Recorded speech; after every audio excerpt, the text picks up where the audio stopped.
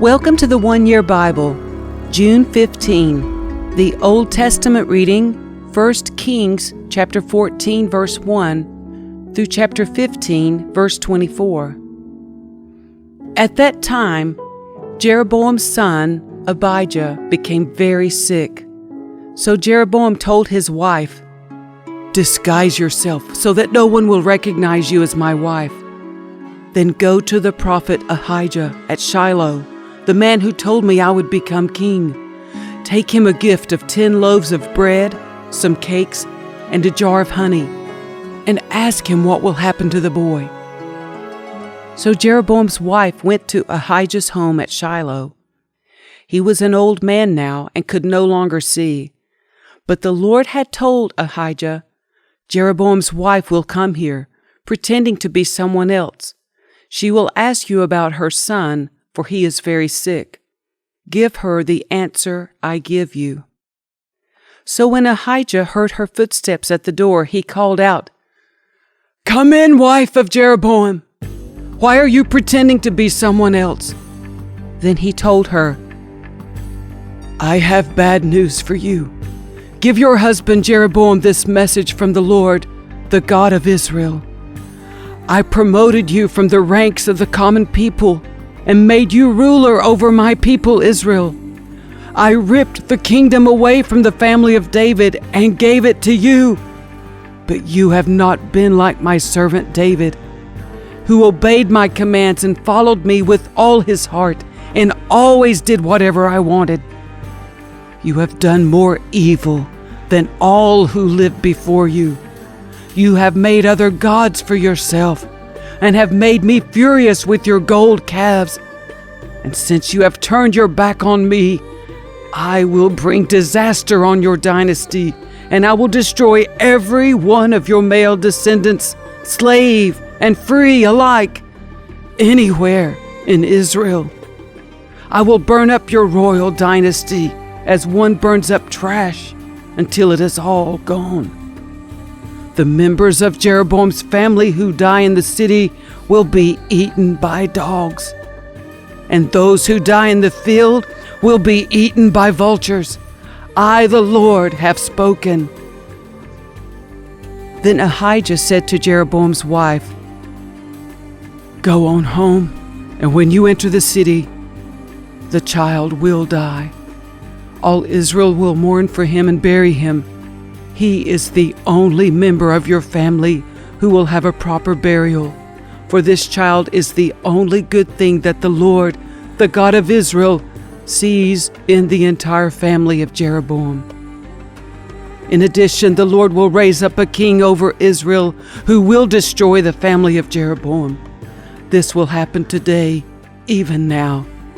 Then the Lord will shake Israel like a reed whipped about in a stream.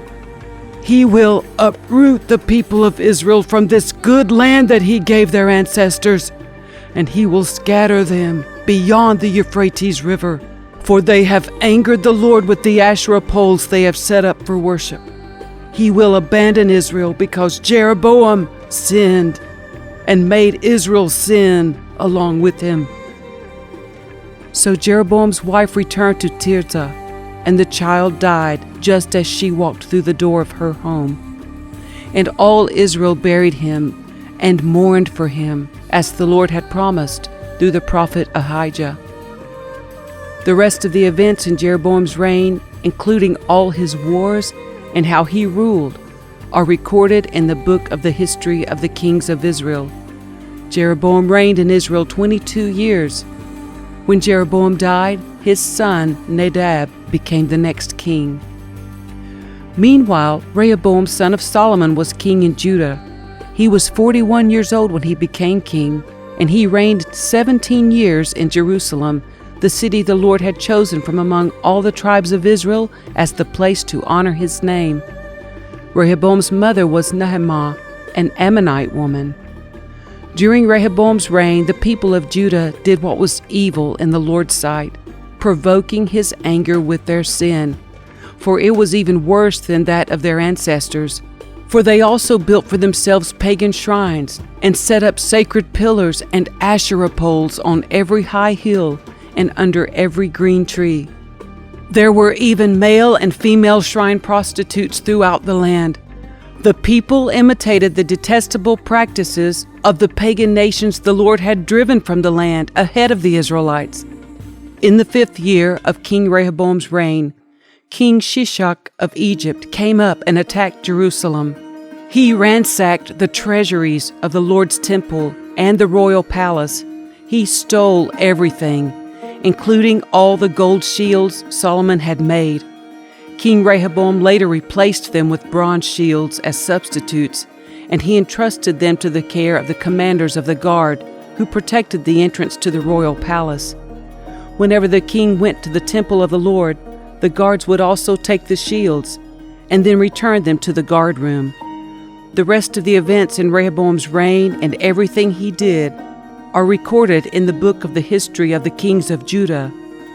There was constant war between Rehoboam and Jeroboam. When Rehoboam died, he was buried among his ancestors in the city of David. His mother was Naamah, an Ammonite woman. Then his son, Abijam, became the next king. Abijam began to rule over Judah in the 18th year of Jeroboam's reign in Israel. He reigned in Jerusalem 3 years. His mother was Maacah, the granddaughter of Absalom. He committed the same sins as his father before him, and he was not faithful to the Lord his God, as his ancestor David had been. But for David's sake, the Lord his God allowed his descendants to continue ruling, shining like a lamp. And he gave Abijam a son to rule after him in Jerusalem. For David had done what was pleasing in the Lord's sight, and had obeyed the Lord's commands throughout his life, except in the affair concerning Uriah the Hittite. There was war between Abijam and Jeroboam throughout Abijam's reign.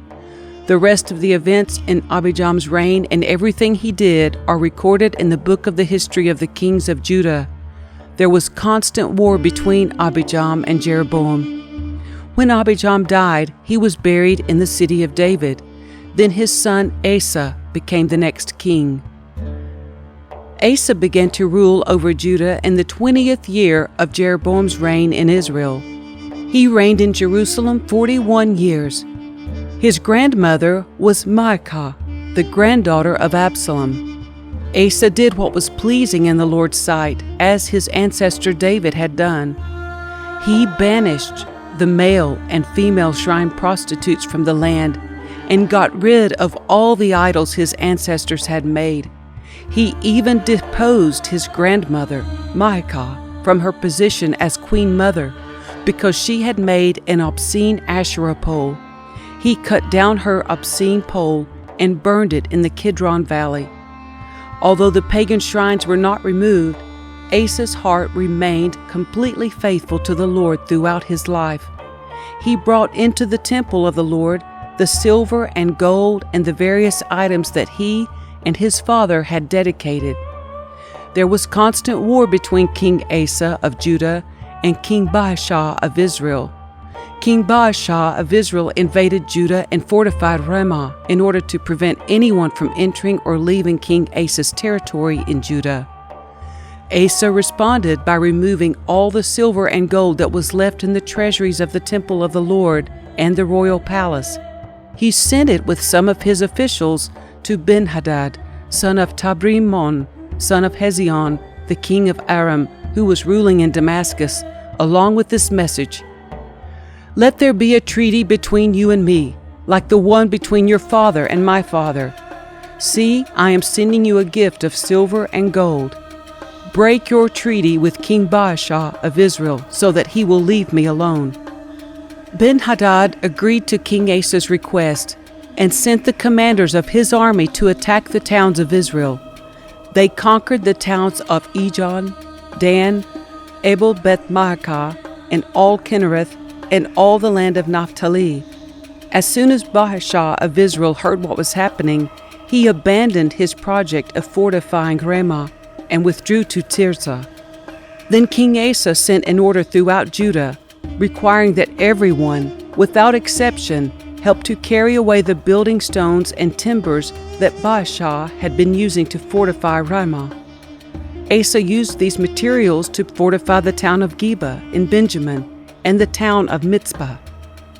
The rest of the events in Asa's reign, the extent of his power, everything he did, and the names of the cities he built are recorded in the book of the history of the kings of Judah. In his old age, his feet became diseased. When Asa died, he was buried with his ancestors in the city of David. Then Jehoshaphat, Asa's son, became the next king.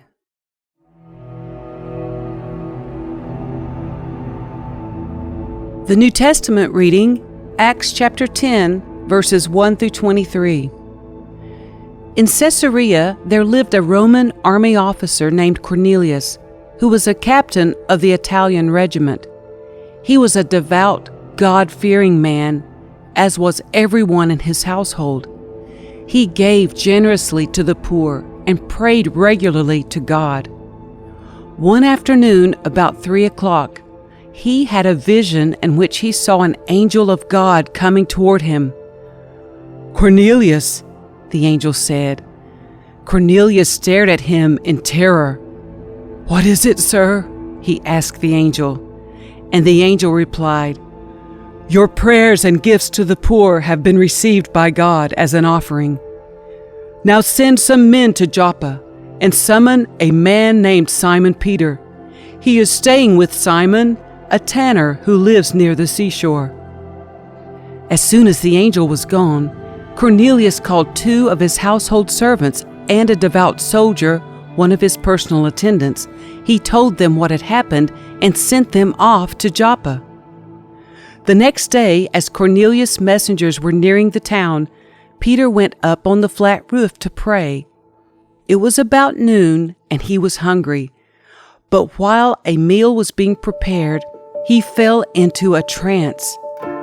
He saw the sky open, and something like a large sheet was let down by its 4 corners. In the sheet were all sorts of animals, reptiles, and birds. Then a voice said to him, "Get up, Peter, kill and eat them." "No, Lord," Peter declared. "I have never eaten anything that our Jewish laws have declared impure and unclean." But the voice spoke again, "Do not call something unclean if God has made it clean." The same vision was repeated 3 times. Then the sheet was suddenly pulled up to heaven. Peter was very perplexed. What could the vision mean? Just then, the men sent by Cornelius found Simon's house. Standing outside the gate, they asked if a man named Simon Peter was staying there. Meanwhile, as Peter was puzzling over the vision, the Holy Spirit said to him, "3 men have come looking for you. Get up, go downstairs, and go with them without hesitation. Don't worry, for I have sent them." So Peter went down and said, "I'm the man you're looking for. Why have you come?" They said, "We were sent by Cornelius, a Roman officer. He is a devout and God-fearing man, well respected by all the Jews. A holy angel instructed him to summon you to his house so that he can hear your message." So Peter invited the men to stay for the night. The next day, he went with them, accompanied by some of the brothers from Joppa. Psalm 133, verses 1 through 3. How wonderful and pleasant it is when brothers live together in harmony. For harmony is as precious as the anointing oil that was poured over Aaron's head, that ran down his beard and onto the border of his robe. Harmony is as refreshing as the dew from Mount Hermon that falls on the mountains of Zion, and there the Lord has pronounced his blessing, even life everlasting.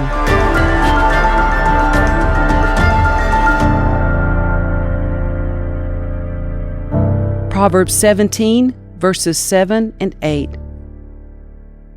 Eloquent words are not fitting for a fool. Even less are lies fitting for a ruler. A bribe is like a lucky charm. Whoever gives one will prosper.